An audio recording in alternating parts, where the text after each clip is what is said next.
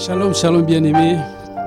Bonsoir et surtout, soyez la bienvenue sur la radio Vie en Christ, la 90.9, la radio qui change les vies, qui transforme les vies.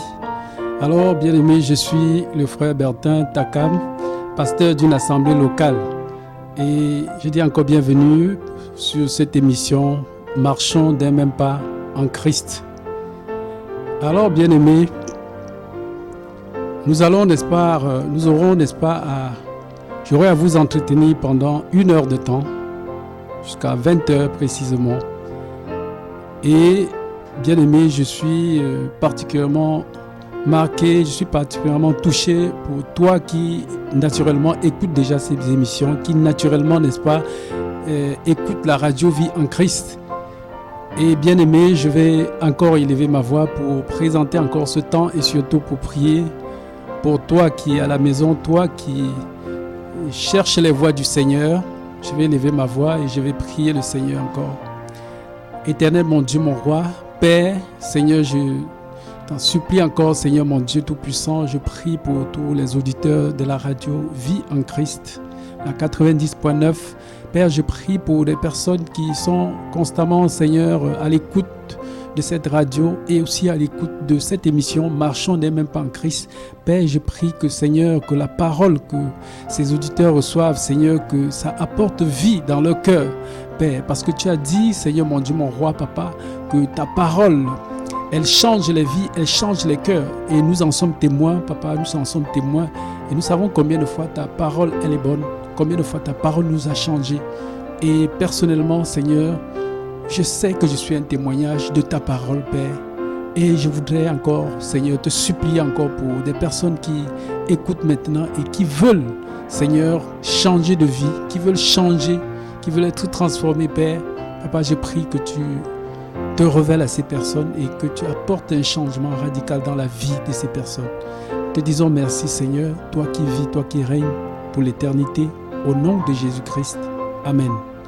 Donc, bien-aimés, nous allons partager quelque chose et nous allons ouvrir, n'est-ce pas, nos Bibles dans le livre de Luc, Luc au chapitre 11. Luc au chapitre 11, à partir du verset 33. Luc chapitre 11, à partir du verset 33, du verset 33 à 36. Donc je vais lire. La Bible dit que personne n'allume une lampe pour la mettre dans un lieu caché ou sous le boisseau, mais on le met sur le chandelier afin que ceux qui entrent voient la lumière. Ton œil est la lampe de ton corps. Lorsque ton œil est en bon état, tout ton corps est éclairé. Mais lorsque ton œil est en mauvais état, ton corps est dans les ténèbres. Prends donc garde que la lumière qui est en toi ne soit ténèbres. Si donc tout ton corps est éclairé, n'ayant aucune partie dans les ténèbres, il sera entièrement éclairé, comme lorsque la lampe t'éclaire de sa lumière. Amen. Donc, bien aimé, c'est un passage, n'est-ce pas, des évangiles qui vraiment m'a marqué lorsque je lisais vraiment ce passage. Et je vais directement introduire le deuxième passage qui parle toujours la même chose, que nous allons aller dans Matthieu chapitre 6. Matthieu chapitre 6. Et la Bible dit ceci, Matthieu chapitre 6, versets 22 à 23, qui dit ceci: l'œil est la lampe du corps. Si ton œil est en bon état, tout ton corps sera éclairé. Mais si ton œil est en mauvais état, tout ton corps sera dans les ténèbres. Si donc la lumière qui est en toi est ténèbres, combien seront grandes ces ténèbres? Amen. Donc voilà les deux textes de base que nous prenons déjà. Donc bien aimé, ça nous donne de comprendre que ici ça parle, n'est-ce pas, de l'œil. Nous connaissons que l'œil, c'est l'organe, n'est-ce pas, de la vue. C'est l'organe de la vue. L'œil également, c'est cet organe, n'est-ce pas, qui nous donne de distinguer, n'est-ce pas, les couleurs, les formes, qui nous donne de voir, vous voyez, de distinguer ce qui est devant nous, de voir les obstacles qui sont là Et Dieu a si bien fait qu'il a placé, n'est-ce pas, les yeux, n'est-ce pas, sur une position qui vraiment, naturellement, aide l'homme dans tout, en fait, aide l'homme. Alors, la Bible nous fait comprendre que l'œil, il dit, si ton œil est la lampe du corps. Amen. Donc, moi, je me suis posé la question, comment est-ce que l'œil peut être une lampe? Comment est-ce que l'œil peut être une lampe, bien-aimé? Nous savons que le Seigneur dit du chrétien, le chrétien est, n'est-ce pas, une lumière. Que le chrétien est la lumière de ce monde. Nous savons que lorsque le Seigneur parle de la lumière du monde, ce n'est pas une lumière comme cette ampoule, c'est tout simplement pour illustrer. Vous savez que le Seigneur avait l'habitude, n'est-ce pas, d'utiliser les paraboles pour nous donner, de comprendre le fond de sa pensée. Donc, le Seigneur, il dit que nous sommes la lumière. Nous savons que lorsqu'on parle de la lumière, on parle de la lumière généralement lorsque l'ampoule brille. Pour remarquer que l'ampoule brille, c'est beaucoup plus la nuit.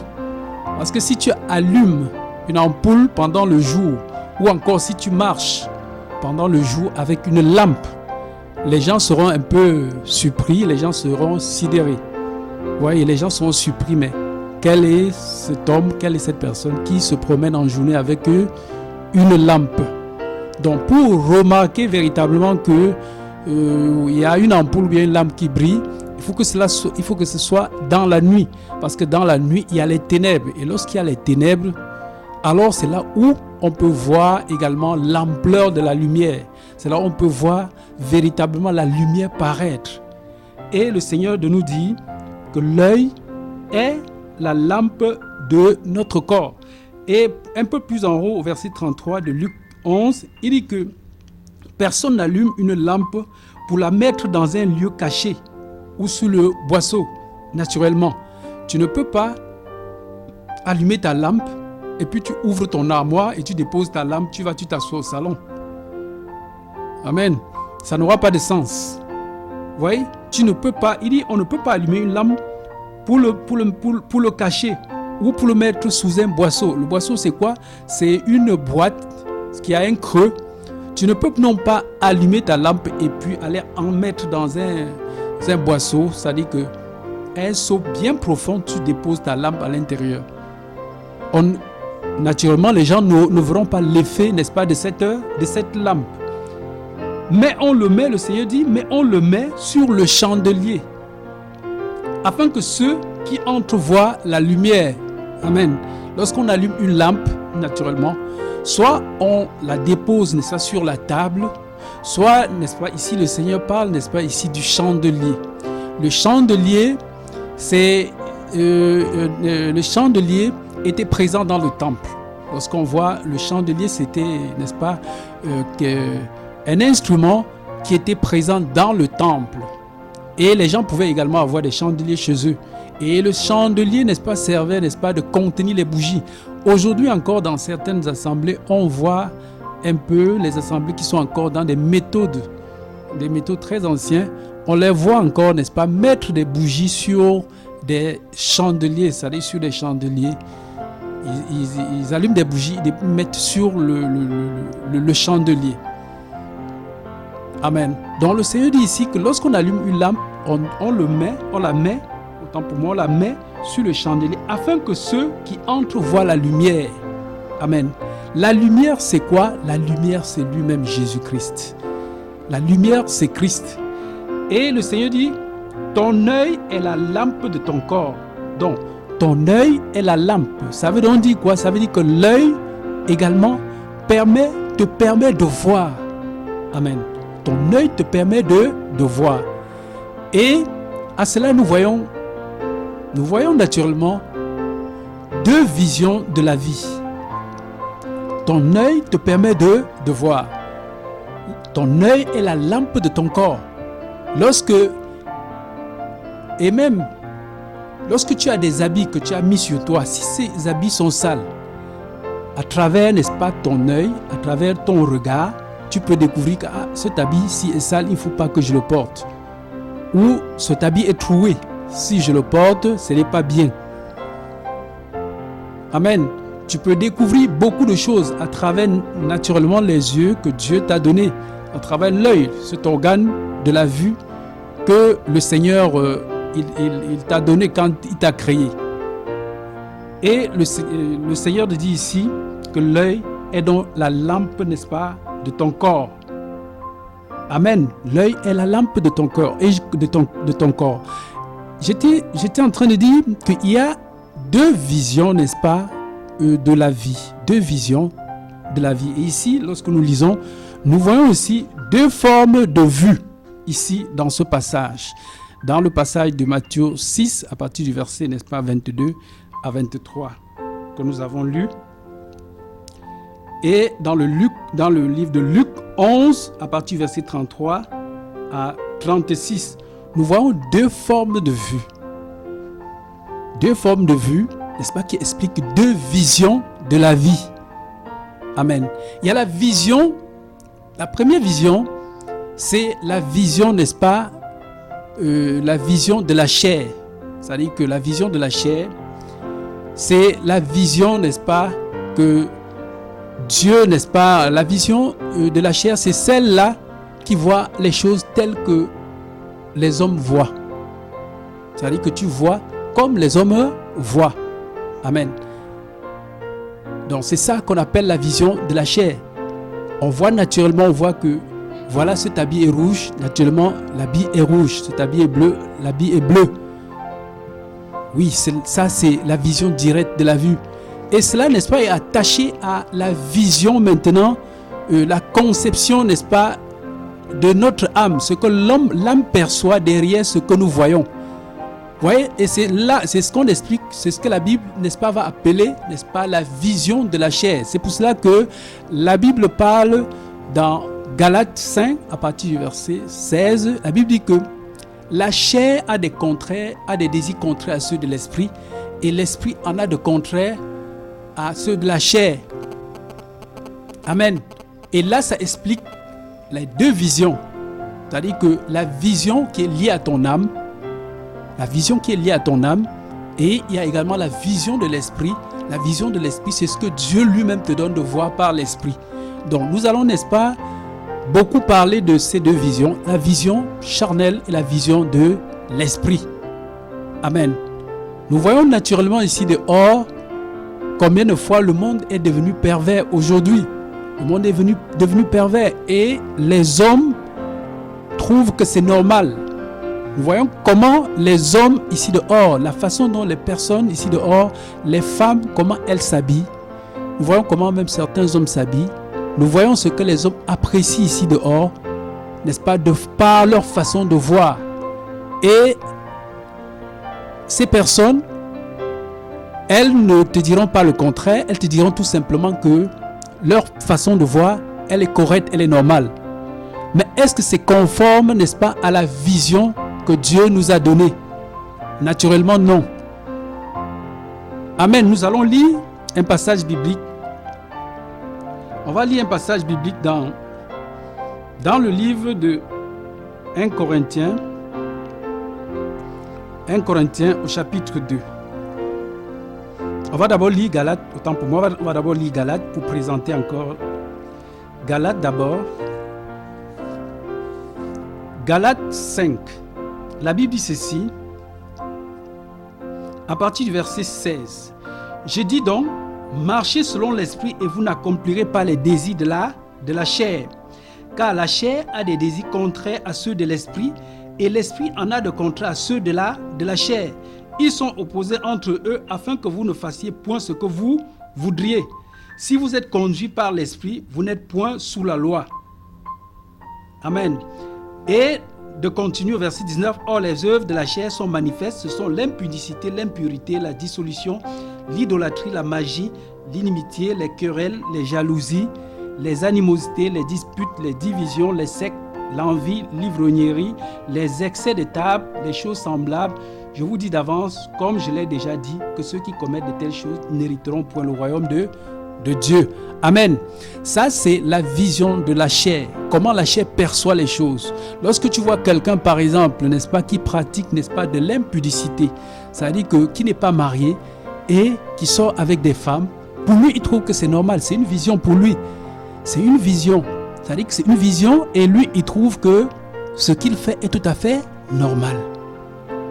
Il sait que ce qu'il fait est normal. Il n'a rien à se reprocher de ce qu'il est en train de faire. Ça, c'est la vision, n'est-ce pas, de la chair. Et la vision de la chair conduit, n'est-ce pas, aux œuvres. Ça conduit aux œuvres de ténèbres. Ça conduit aux œuvres de ténèbres. Voilà pourquoi, quand le Seigneur dit, dans ces passages de Luc et de Matthieu, quand il dit que personne n'allume une lampe pour le cacher, on le met sur le chandelier pour qu'il éclaire. Qu'est-ce qui nous donne, n'est-ce pas, de savoir que ce que nous sommes en train de faire est bien ou il est mal. Ce que nous sommes en train de faire, c'est bien ou c'est mal. Bien-aimé, il y a d'abord, n'est-ce pas, la conscience d'une personne, parce que la Bible dit que Dieu a mis dans nos cœurs, n'est-ce pas, cette loi morale qui est liée, n'est-ce pas, à la conscience, qui nous rappelle, n'est-ce pas, la volonté de Dieu dans notre vie. Qui nous rappelle la volonté de Dieu dans notre vie. Donc, les gens parfois, n'est-ce pas, dominent même, ça étouffe même leur conscience. Ils étouffent même leur conscience. Lorsque, par exemple, tu prends la femme de ton prochain, tu le sais très bien que c'est mauvais.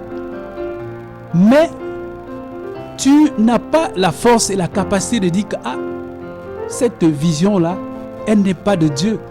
Je la dépose et je cherche la vision qui vient de Dieu. Mais comme le péché est plus fort que toi, ça t'emballe tout simplement. Mais pour toi, qui déjà écoute, qui déjà t'affectionne, n'est-ce pas, à la parole de Dieu, alors tu as une autre façon de voir. Voilà pourquoi la Bible dit que si ton œil est en bon état, le fait que le Seigneur parle de l'œil en bon état, cet œil qui est en bon état, c'est cet œil, n'est-ce pas, qui sonde la volonté de Dieu.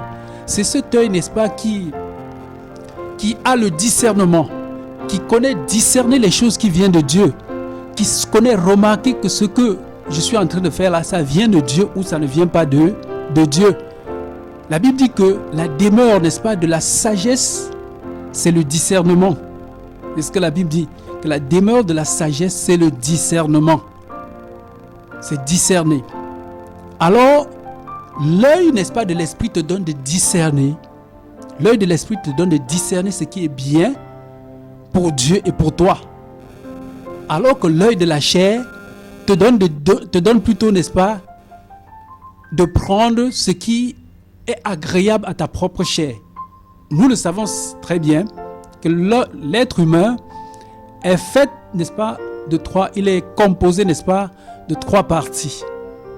Nous avons l'esprit, nous avons l'âme et nous avons la chair. Je reprends. 1 Thessaloniciens 5, verset 23 le dit, l'homme est fait de l'esprit, de l'âme et du corps. Et l'âme, n'est-ce pas, c'est le siège, n'est-ce pas, de l'émotion, c'est le siège des sentiments. C'est l'âme aussi, c'est dans l'âme que nous faisons le choix. C'est dans l'âme, c'est l'âme qui prend souvent les décisions. L'âme prend les décisions. L'esprit est là, n'est-ce pas, pour nous donner la conscience. L'esprit apporte en nous la conscience. L'esprit, n'est-ce pas, prend ce qui est de Dieu et nous présente. Alors que notre âme est là pour s'affectionner à ce que la chair aime. Donc, notre âme s'affectionne à la chair. Et là, naturellement, je le dis, c'est deux visions. La vision de la chair et la vision de l'esprit. C'est les deux visions qui existent. Et la vision de la chair est liée, n'est-ce pas, aux œuvres des ténèbres. Les œuvres des ténèbres étant les œuvres dont le diable est le maître. Satan est le maître. Amen. Donc, prenons également 1 Corinthiens au chapitre 2. 1 Corinthiens au chapitre 2. Et nous allons lire 1 Corinthiens au chapitre 2.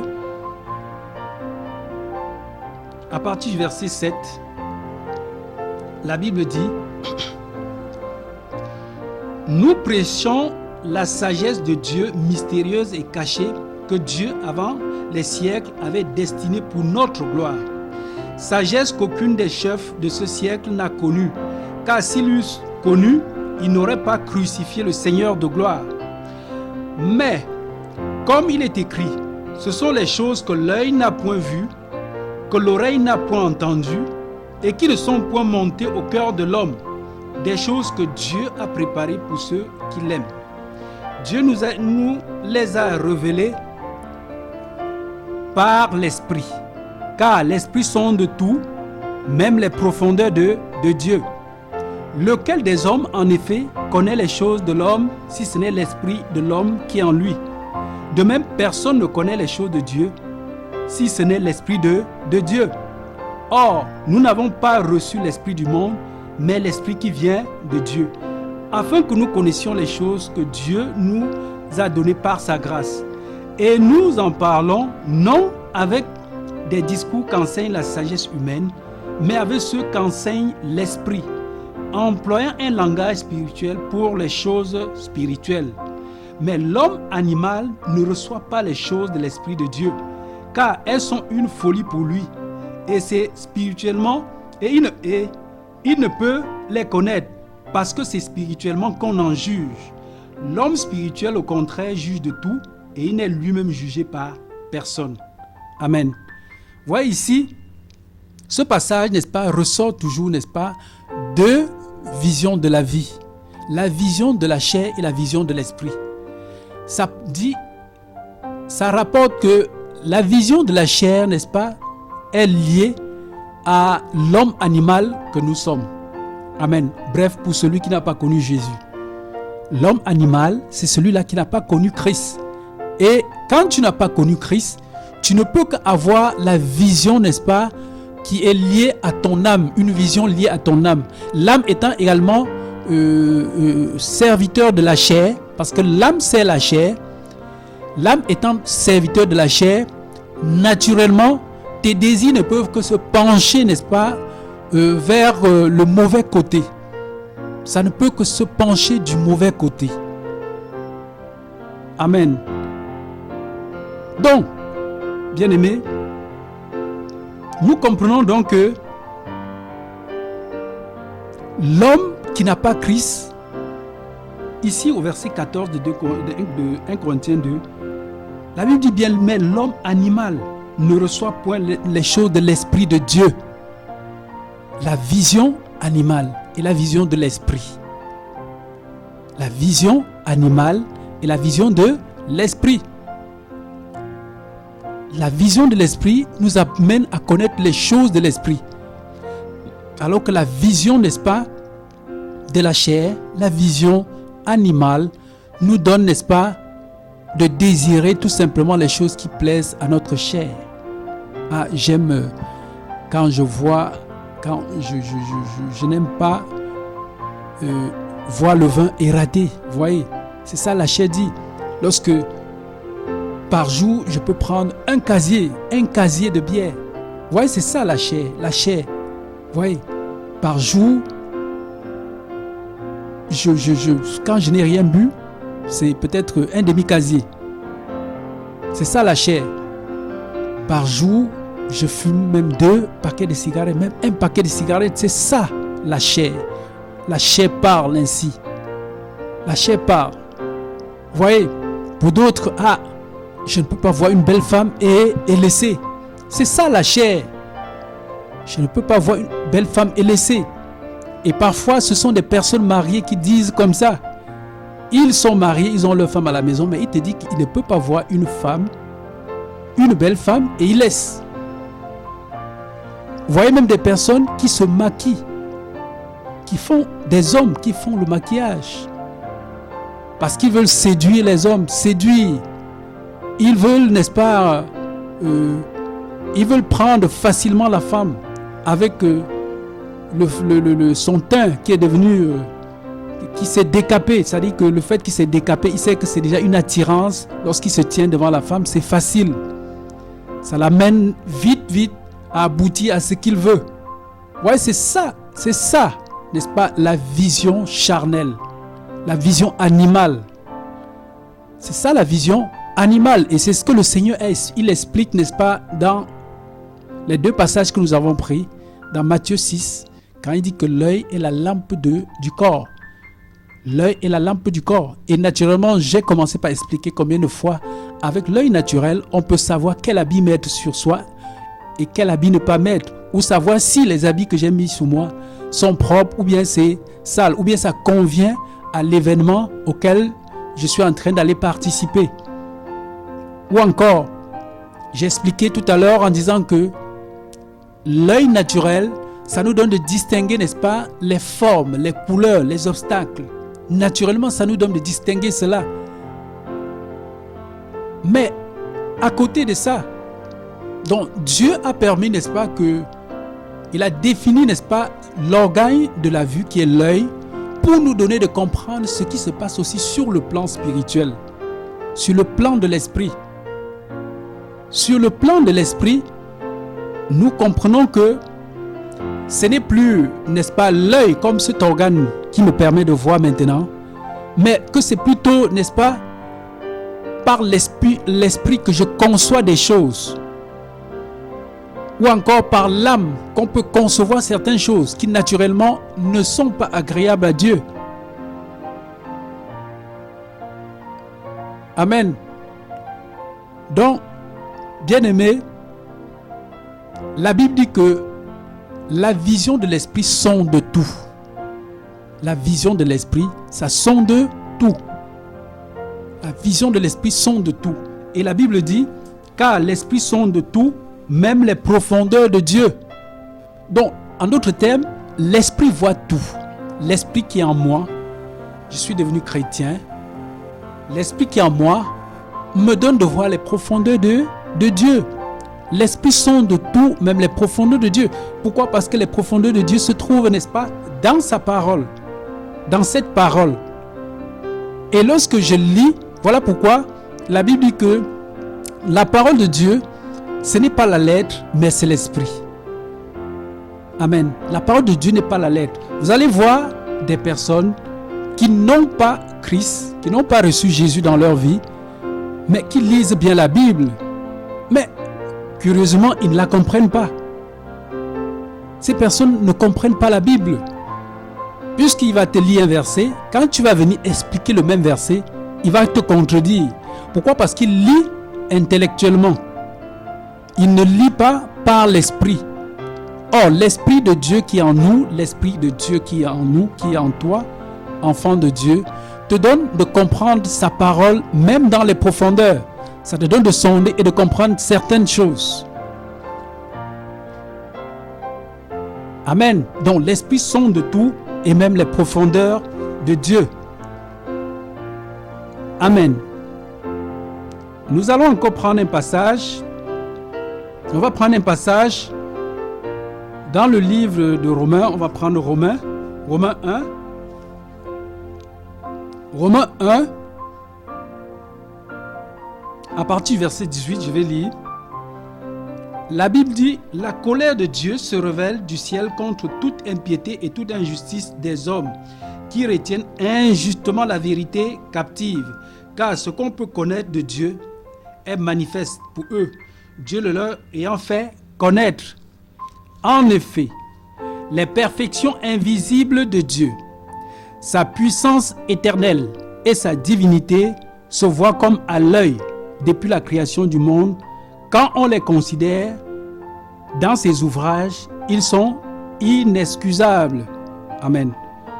Si je m'arrête là pour expliquer le verset 20, il dit en effet les perfections invisibles de Dieu, sa puissance éternelle et sa divinité se voient comme à l'œil depuis la création du monde.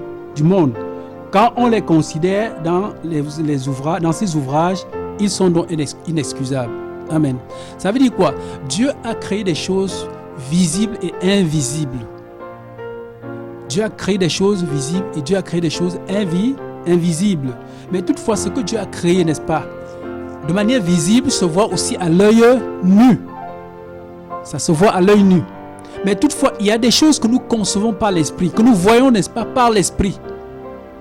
Par exemple, le chrétien voit le ciel par l'esprit. il sait qu'il y a un ciel qui existe. De même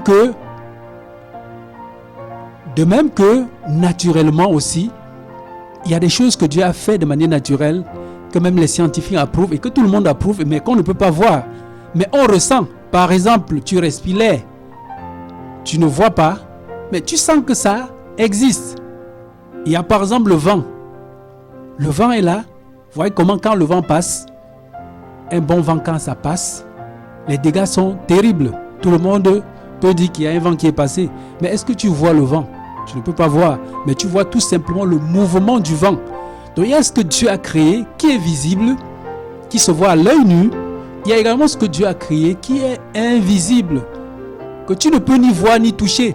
Il y a aussi ce que Dieu a créé que tu peux ressentir sans pouvoir, n'est-ce pas,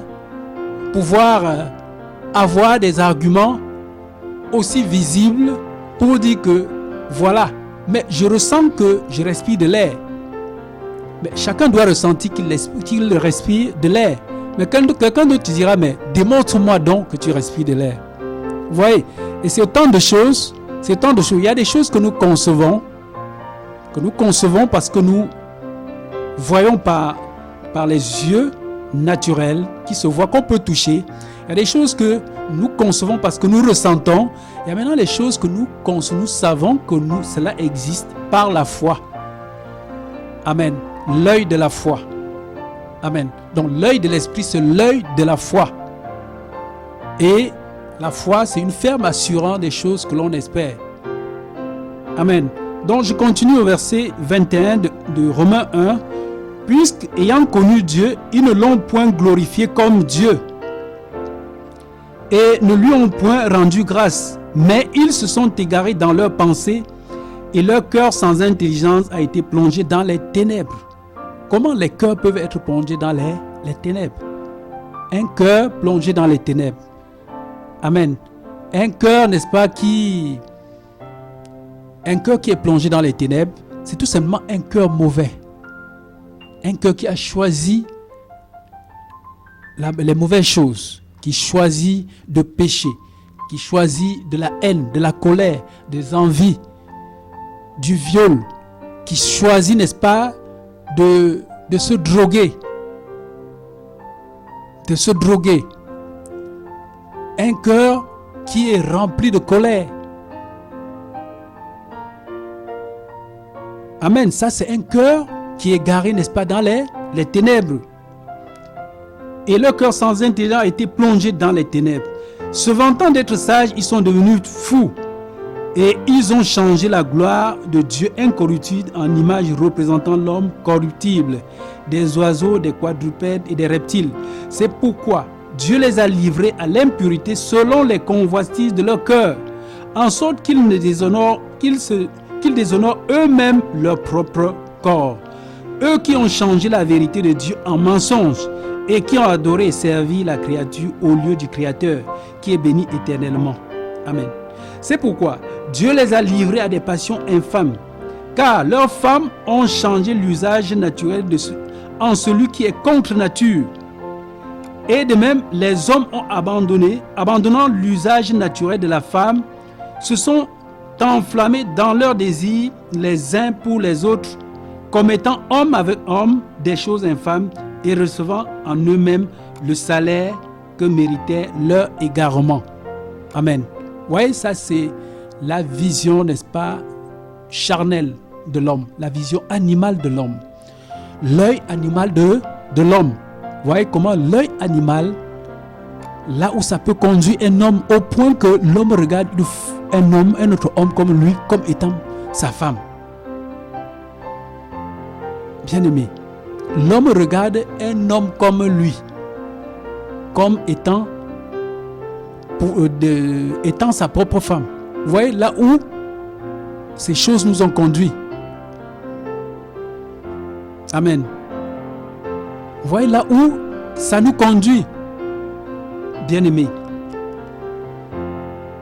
Et la Bible continue de dire, comme ils ne se sont pas souciés de connaître Dieu, Dieu les a livrés à leur sans se reprouver pour commettre des choses indignes étant rempli de toute espèce d'injustice, de méchanceté, de cupidité, de malice, plein d'envie, de meurtre, de querelle, de ruse, de malignité, rapporteur, médisant, impie, arrogant, hautain, fanfaron, ingénieux au mal, rebelle à leurs parents.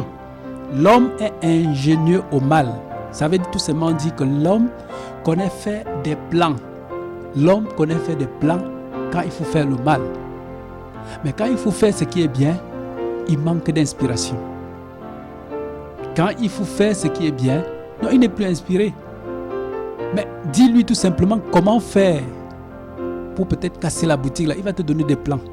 Comment faire pour casser la banque là, il va te donner des plans. Il va te donner des plans. Mais demande-lui tout simplement que si ma chaussure est déchirée, comment je peux faire pour reporter la chaussure là? Il sera incapable de te dire comment on peut faire pour remettre le pied dans la chaussure. Mais quand il s'agit, n'est-ce pas, de faire des gros projets, de faire le mal, non, il est ingénieux au mal. Et n'oublions pas que lorsqu'il faut peut-être gâter quelque chose, ça se gâte aussi facilement. Mais reconstruire, c'est tellement difficile.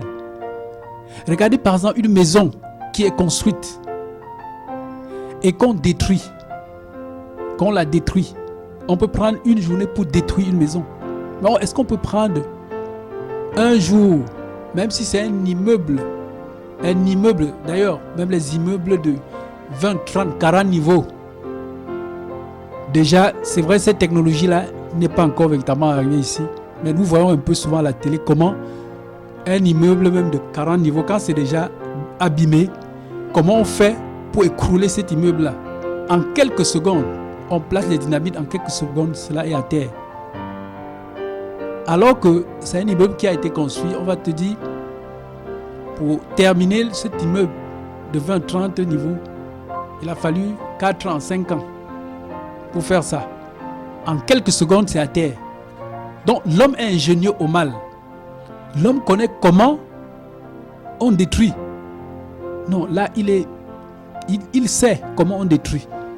Amen. Et la Bible dit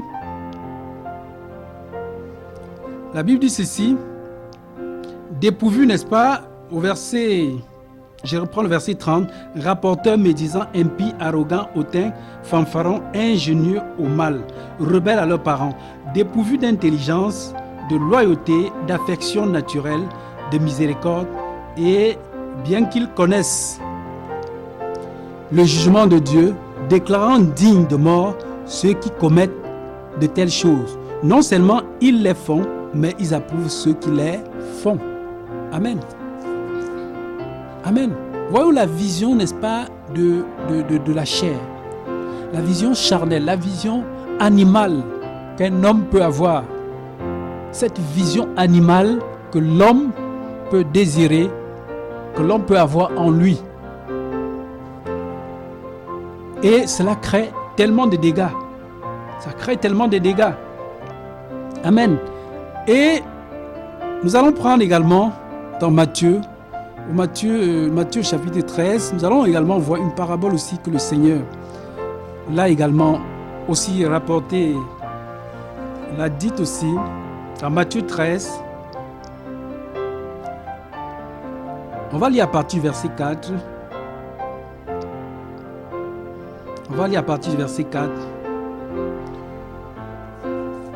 Alors le Seigneur dit ceci, un semeur sortit pour s'aimer. Comme il s'aimait, une partie de la semence tomba le long du chemin. Les oiseaux vinrent et la mangèrent. Une autre partie tomba dans les endroits pierreux où elle n'avait pas beaucoup de terre. Elle leva aussitôt parce qu'elle ne trouva pas un sol profond. Mais quand le soleil parut, elle fut brûlée et sécha, faute de racines. Une autre partie tomba parmi les épines montèrent et l'étouffèrent. Une autre partie tomba dans la bonne terre et donna du fruit, un grain 100, un autre 60, un autre 30. Que celui qui a des oreilles pour entendre, entende. Amen. Vous voyez comment le Seigneur donne les paraboles. Et il dit bien que celui qui a des oreilles pour entendre, entende. Mais est-ce que ses disciples n'avaient pas des oreilles? Certainement, ils avaient des oreilles. Mais de quelle oreille est-ce que le Seigneur parle ici? c'est les oreilles de l'esprit. Amen. De la même façon que nous avons une vue de l'esprit, nous avons aussi, n'est-ce pas, un entendement spirituel, les oreilles de l'esprit. Le Seigneur dit ici que celui qui a des oreilles pour entendre, entende. Les disciples s'approchèrent au verset 10 et lui dit: pourquoi leur parles-tu en parabole? Jésus leur répondit: parce que vous avez été donné de connaître les mystères du royaume des cieux et que cela ne leur a pas été donné. Car on donnera à celui qui a et il sera dans l'abondance, mais à celui qui n'a pas, on notera même ce qu'il a. C'est pourquoi je leur parle en parabole, parce qu'en voyant, ils ne voient point, et qu'en entendant, ils n'entendent ni ne comprennent. Et pour eux, s'accomplit cette parole, cette prophétie d'Isaïe: vous entendez de vos oreilles, et vous ne comprenez point. Vous regardez de vos yeux, et vous ne voyez point, car le cœur de ce peuple est devenu insensible. Ils ont endurci leurs oreilles, et ils ont fermé leurs yeux, de peur qu'ils ne voient de leurs yeux, qu'ils n'entendent de leurs oreilles, qu'ils ne comprennent de leur cœur, et qu'ils ne se convertissent, et que je ne les guérisse. Amen. Ici, le Seigneur reflète encore ici, dans la parabole, n'est-ce pas, l'entendement spirituel et, n'est-ce pas, la vision spirituelle. Il parle, n'est-ce pas, de la vision charnelle, ceux qui vous voient par la chair, mais il voit, il regarde, mais il ne voit pas. Vous voyez, quelqu'un te regarde, il voit bien que c'est toi, mais en fait, il ne te conçoit pas dans son esprit. Il ne te conçoit pas.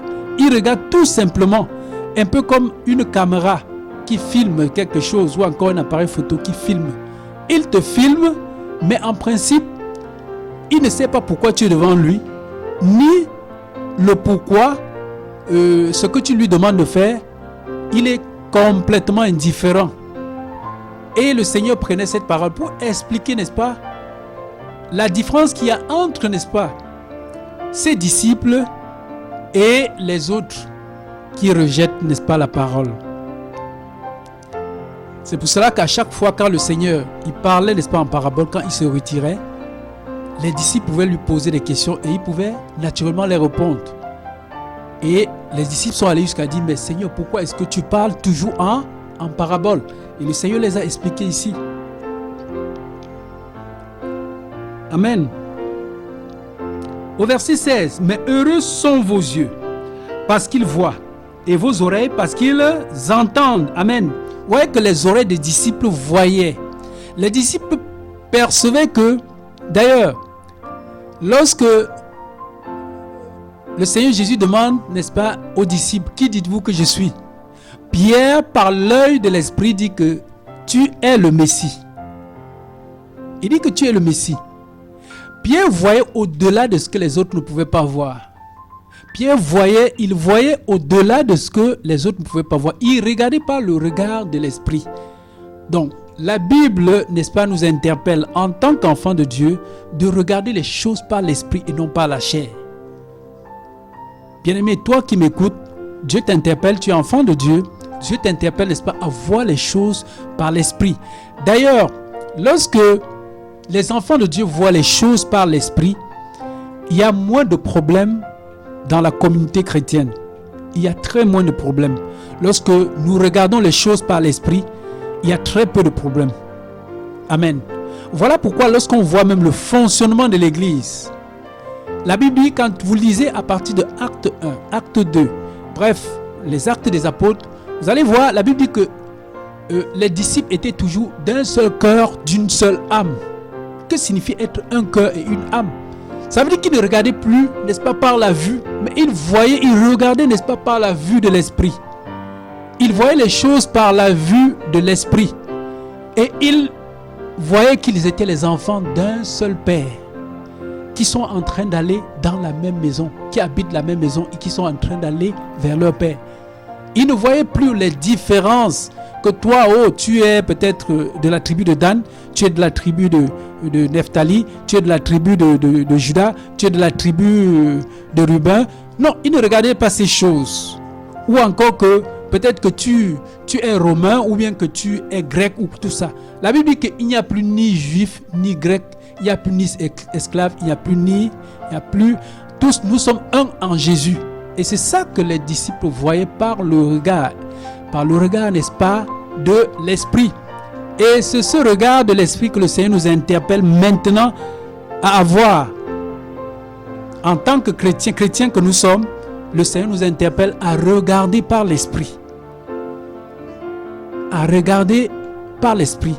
C'est la raison pour laquelle, au milieu des apôtres, quand vous lisez les épîtres, actes, vous voyez que il y avait une certaine facilité. La parole, il n'y avait pas le fait que peut-être dans la même communauté ou dans la même assemblée, les gens se mettent à se bousculer entre eux, à se discuter les responsabilités entre eux. Non, non. Ils avaient, n'est-ce pas, par l'Esprit, on respectait la grâce de tout un chacun. On savait que tel a telle grâce, et ça c'est sa grâce. Tel a tel domaine que moi, je ne peux pas m'hasarder là. Et on se mettait de côté, et on avait le regard fixé que sur ce que le Seigneur t'a donné de faire. Il y a des personnes que le Seigneur interpelle dans le corps de Christ, a beaucoup intercédé pour les autres, a beaucoup prié pour les autres, même si c'est de façon, n'est-ce pas, intime. Amen. Et là, le corps de Christ fonctionne. C'est ça le regard. C'est ça, n'est-ce pas, la vision spirituelle. Cette vision que le Seigneur nous interpelle à avoir. Que nous sommes un corps et que nous savons que dans un corps, si on prend l'exemple du corps humain, on va voir, il y a la tête. Et même sur la tête, on peut voir les yeux, on peut voir la bouche, on peut voir les oreilles, on peut voir les cheveux, tout ça. Il y a les bras, il y a les pieds, il y a le corps même, il y a même l'abdomen. Vous voyez, et à l'intérieur de notre corps, il y a des parties, et même l'essentiel, n'est-ce pas, des parties sont enfouies à l'intérieur de nous-mêmes. Le cœur ne joue pas le même rôle que le poumon. Le poumon ne joue pas le même rôle que les reins. Amen. Donc, que chaque partie du corps a un rôle à jouer. Et c'est ce que le Seigneur nous donne de comprendre pendant que nous sommes chrétiens vivant sur terre. Dieu veut que, à travers, n'est-ce pas, la vision, cette vision de l'Esprit, que nous discernons, n'est-ce pas, ce que le Seigneur veut que nous fassions pendant que nous sommes, n'est-ce pas, dans le corps. Pendant que nous sommes vivants sur terre, étant dans ce corps que nous sommes. Amen. Donc, bien-aimés, la Bible dit également que lorsque nous lisons par exemple 1 Jean 2, la Bible nous dit également que nous ne devons pas, 1 Jean 2 à partir du verset 15, il dit n'aimez pas le monde. Si quelqu'un aime le monde, l'amour du Père n'est pas en lui. Qui est celui qui peut aimer le monde? C'est peut-être quelqu'un, celui qui aime le monde, c'est celui qui est dans le monde. Nous sommes dans le monde, mais nous ne faisons pas partie du monde. Nous sommes dans le monde, mais nous ne faisons pas partie du monde. C'est pour ça que le Seigneur dit, n'aimons pas le monde, ni les choses qui sont dans le monde. Pas pour dire que nous allons rejeter les choses qui sont dans le monde, ou bien que nous allons rejeter les habits, nous allons rejeter, n'est-ce pas, certaines responsabilités en tant que parent. Tu as des responsabilités, tu dois travailler, tu dois avoir de quoi nourrir ta famille, tu dois avoir de quoi envoyer les enfants à l'école, aller à l'hôpital, tout ça, non. Le Seigneur ne nous demande pas, n'est-ce pas, de rejeter ces choses. En principe, le monde ici, c'est les convoitises du monde, les envies du monde, les excès de ce monde. Ça ne doit pas faire partie de la vision de l'esprit. Ça ne fait pas partie de la vision de l'esprit. Les convoitises, les envies, toutes ces choses. C'est ça le monde. Amen, c'est ça le monde. Alléluia. Donc, et également, tu peux être un chrétien, mais que tu as perdu, n'est-ce pas, le premier amour que tu avais vis-à-vis du Seigneur. Tu peux être un chrétien qui a perdu le premier amour que tu avais vis-à-vis du Seigneur. Et en ce moment, tu ne vois plus par le regard de l'esprit, mais tu vois par le regard de ta chair. C'est pour ça qu'on parle des personnes qu'on dit chrétiens entre guillemets, mais qui est charnel et qui n'y a rien qui définit que celui-là est véritablement chrétien. Amen. Et comme les chrétiens, quand on lit Apocalypse 2, on peut voir par exemple à partir du verset 1er jusqu'au verset 7, la Bible va dire, par exemple, Apocalypse 2,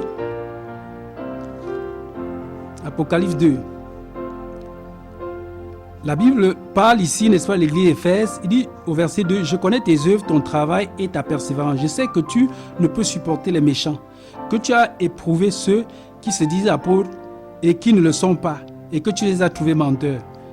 Que tu as de la persévérance. Tu as de la persévérance, que tu as souffert à cause de mon nom, et que tu ne t'es point lassé. Mais ce que j'ai contre toi, c'est que tu as abandonné ton premier amour. Souviens-toi donc d'où tu es tombé, repens-toi et pratique tes premières œuvres. Sinon, je viendrai à toi et jeterai ton chandelier de sa place, à moins que tu ne te repentes. Tu as pourtant ceci, c'est que tu hais les œuvres de Nicolaï, œuvres que je hais aussi. Que celui qui a des oreilles pour entendre, entende ce que l'Esprit dit aux églises. Amen. Tu peux être un chrétien, mais tu as perdu ton premier amour. Ça dit que ton regard, ce n'est plus le regard de l'Esprit. Tu vois les choses charnellement. Tu es appelé, n'est-ce pas, à voir là où tu es tombé, à te repentir également. Amen. Et la Bible dit qu'il n'y a pas de chrétien tiède. Le Seigneur le dit, si tu es tiède, je te vomirai. Ça, c'est Apocalypse également. Apocalypse 3, à partir du verset 14 à 22. Si tu es tiède, ça veut dire que tu n'es ni bouillant, ni froid. La Bible dit que Dieu te vomit. Dieu va te vomir. En principe, ce chrétien tiède, c'est également un chrétien, en fait, chrétien déjà entre guillemets, parce qu'il n'est plus normalement, selon les normes, on ne peut plus l'appeler chrétien. Parce que s'il est tiède, ça veut dire qu'il y a beaucoup de choses qu'il a abandonnées sur le plan spirituel. Il est devenu tiède. Et lorsque l'Esprit de Dieu est devenu tiède, il s'éloigne. L'Esprit de Dieu ne peut pas être tiède. Si l'Esprit de Dieu sent la tiédeur, il va s'éloigner. C'est l'Esprit de Dieu qui fait de nous des enfants de Dieu. C'est le Saint-Esprit qui fait de nous des enfants de Dieu. Amen. Nous voyons également, lorsque nous lisons par exemple dans Deutéronome, nous nous rendons compte que la Bible dit que Moïse était âgé de 120 ans. Moïse était âgé de 120 ans, mais la Bible dit que sa vue ne s'était pas affaiblie et il avait une grande vigueur. Amen. Et lorsque nous lisons, nous comprenons que lorsque la Bible parle de la vue de Moïse qui ne s'était pas affaiblie, c'est une vie spirituelle, c'est une vue, en fait c'est une vision liée, n'est-ce pas, à l'esprit. Moïse était serviteur de Dieu et nous savons tout ce qu'il a fait, toute sa mission. Amen. Nous voyons également, par contre, Élie le sacrificateur, 1 Samuel 2, la Bible dit qu'il était à 98 ans. La Bible explique en disant que il avait les yeux affaiblis. Pourquoi? Parce que à un moment donné, Élie le sacrificateur, il avait abandonné la vision de l'esprit et la chair l'a emporté. Et c'est comme ça que Élie le sacrificateur, il a commencé, n'est-ce pas, même à aimer ses enfants, à dorloter ses enfants qui servaient eux-mêmes dans la tente d'assignation, qui servaient là. Et ces enfants faisaient des choses abominables au point que vers la fin, ils ont été frappés. Et Élie lui-même aussi avait été frappé. Donc, à 98 ans, il avait les yeux affaiblis. Donc, quand on lit, on comprend que c'était une faiblesse liée, n'est-ce pas, à l'esprit, à son esprit. C'était lié à son esprit. Il était devenu froid. Alors, je vais encore m'adresser ici aux pasteurs, aux apôtres, aux prophètes, aux évangélistes, des personnes qui, n'est-ce pas, conduisent le peuple de Dieu. La Bible dit, repens-toi si tu te reconnais sur des choses auxquelles le Seigneur te reprend. Et la Bible dit, si tu entends la voix de Dieu, n'endurcis pas ton cœur. À présent, Dieu est en train de parler. Certainement, tu es un pasteur, mais tes yeux sont affaiblis. L'œil de l'esprit, tu es devenu charnel. La Bible dit que tu dois te repentir et reprendre tes premières œuvres. Que ton premier amour, lève-toi et reprends ton premier amour. Amen, bien-aimés.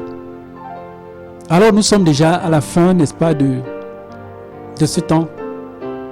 Nous sommes déjà presque à la fin. Et je vais encore élever ma voix. Je vais devoir prier pour les personnes qui ont écouté ce temps d'exhortation, qui, n'est-ce pas, Dieu nous a parlé, n'est-ce pas, de la vue.